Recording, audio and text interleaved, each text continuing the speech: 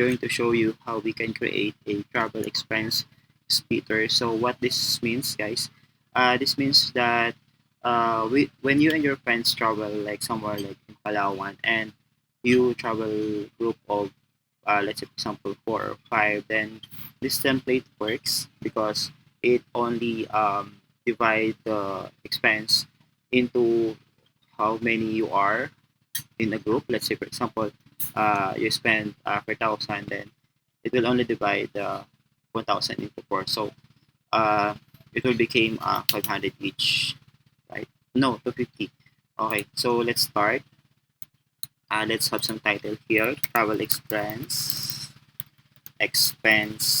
splitter, splitter. And then let's make this bigger, like 15, and color the text like green because this is my brand color. And then next is uh, travelers. Okay, and then add list of travelers here. So I leave some 10 spaces, like 1, 2, 3, 4, 5, 6, 7, 8, 9, 10. Then we will add borders here, meaning we can add from here to here.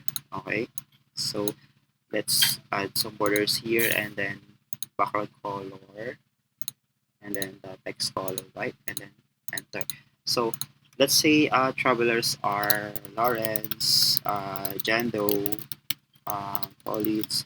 So let's say we only have three travelers. So you can add some title here like travel to Palawan here. So it's up to you. So let's adjust the width or the column here. And then let's add some column header here. So let's say activities or events. Okay.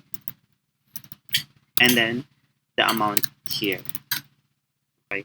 Next is uh, day one. So this is optional. You can just simply add all the activities here, like for example, swimming, transportation. But to keep things organized, you can add like day one here. Let's say the start of the travel is on March 17, 2026. And then let's say transpo, swimming, food. So this is just an example, guys. Okay. Let's add some, let's say for example, it's day 5 activities.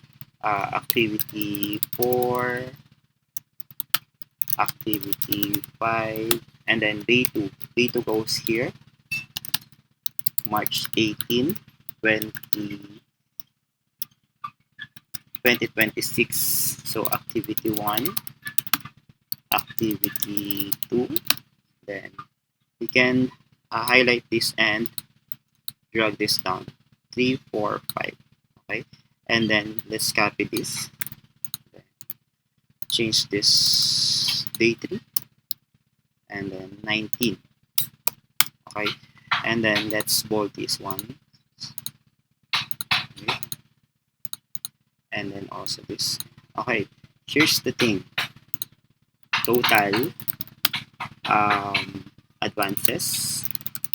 Advances, guys, is this is the advance payment made by those travelers, and then receivables and payables. Okay, so I'll explain this later. So this time I'll have to make some layout first. Okay, so this is, since this is 10, I'll add some 10 spaces here. 1, 2, 3, 4, 5, 6, 7, 8, 9, 10, and then down. Okay, and then add tables also here, and then let's format this one into center selection or center align, and then the background color and then text color is white and bold. Okay, and then let's adjust this. Okay, let's add some amount here. So I'll input some random amount here. So meaning this is a random: 4,000, 3,000, 10,000, 3,000, 1,000. Gaussian skip, 2,000, 500, 3,000, 6,000, 6,000, then activity 1,000, 500, 200, 4,000, 9,000. Okay, then we sum those activities or events. Okay, so let's use sum function and then drag this one. Okay, and then let's reject the suggestion because this is advances is manual input. Okay, so let's call this one also. And for let's say for example, since this has a formula, we can add some function background color like yellow or orange. So this means that this field shouldn't be edited. Right. Next thing is um, we will turn this list into a column header list. So how we do that? Uh, Click on E3 and then equals. We will use the transpose function. And then uh, let's select range, this one, and then close that. Okay. As you can see, the vertical list here became horizontal list. Okay. So meaning if we're going to add another travelers here, this will be also added here on H. Let's say for example, Maria. Okay, as you see. Okay, next thing we do is the formula here. So we can also add here or start here. So let's say we will start this. So what we're going to do is we're going to check if the name above is not empty. So let's say for example, if this cell is empty or no traveler's name here, then we will return this empty. Okay.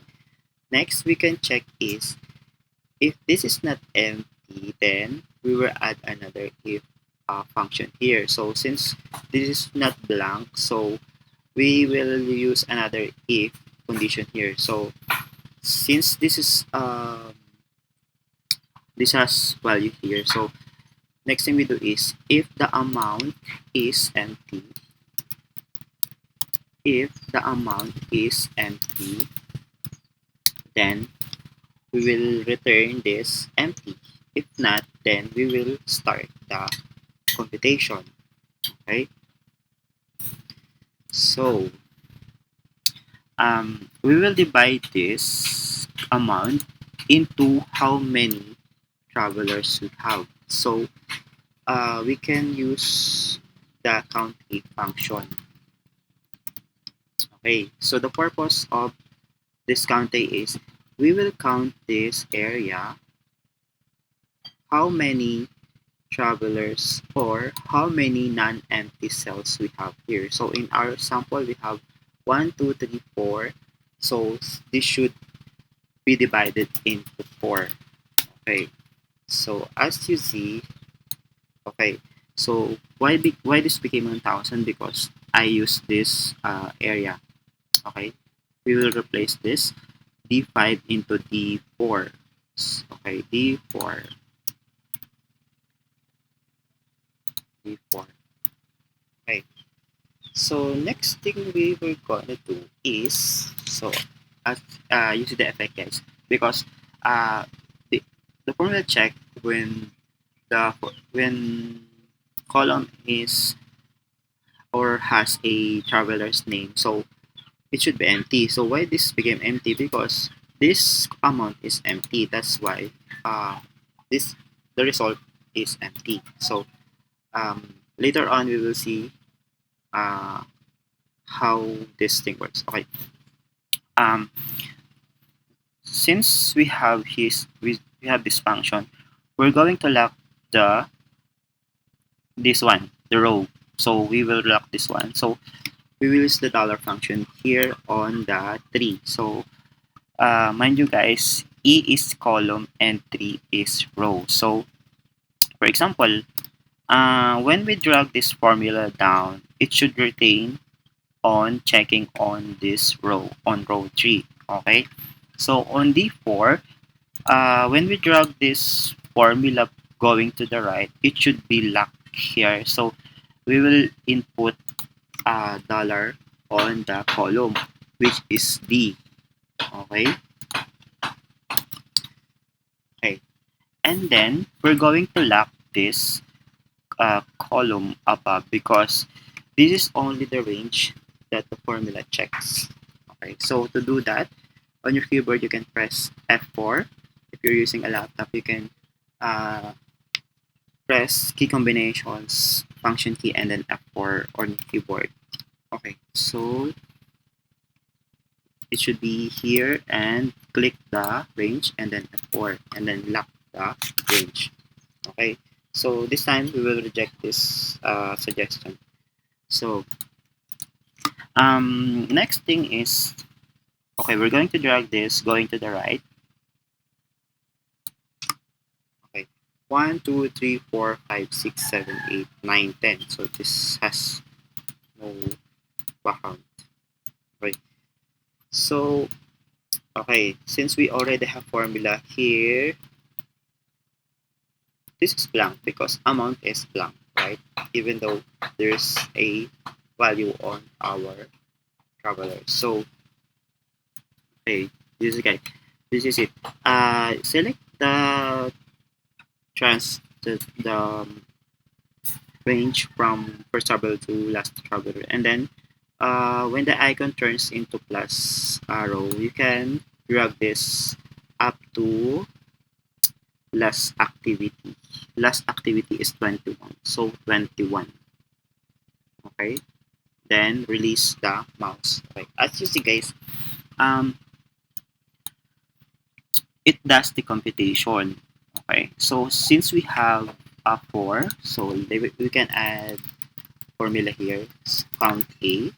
So to count how many non-empty cells we have here, and then uh, put some table and then center this align, then bold. Okay, okay, so I'll explain this one.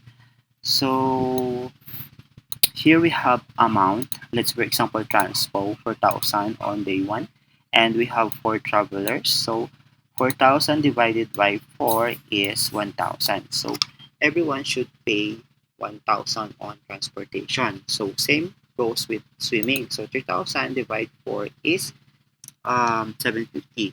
So we can use calculator here. Calculator. Since we have 4, so 3,000 divide 4 is 750, right? Okay, going back. So we have here the 4. Okay, so next is total. So we will get how many O's, or how how much everyone should pay. So we can just drag this formula going to the right up to the last traveler. Okay, so we will retain this background color because that only means that that color is um, let's add some legend here. So meaning this color should be edited. So do not edit. And then next is advances. Advances is shouldn't be advances is a manual input. So let's leave this as a blank first. Okay. So we can get the total advances. We can use the formula sum and then drag from first traveler up to the last traveler. Okay. So when someone pay pay in advance, so let's say Florence pay like 1,000, so it only computes what values we have here. So in receivables, receivables means for example you are the one in charge on collecting contribution. So a receivable means, for example, receivable means you have to collect this amount and payables. I mean, let's say for example, Lawrence pay advance 1,000. So when I compute this one, um, we will only deduct the total from the advances. Okay, so I still have to pay 12,300 because I only pay initial 1,000. So we can drag this formula going to the right.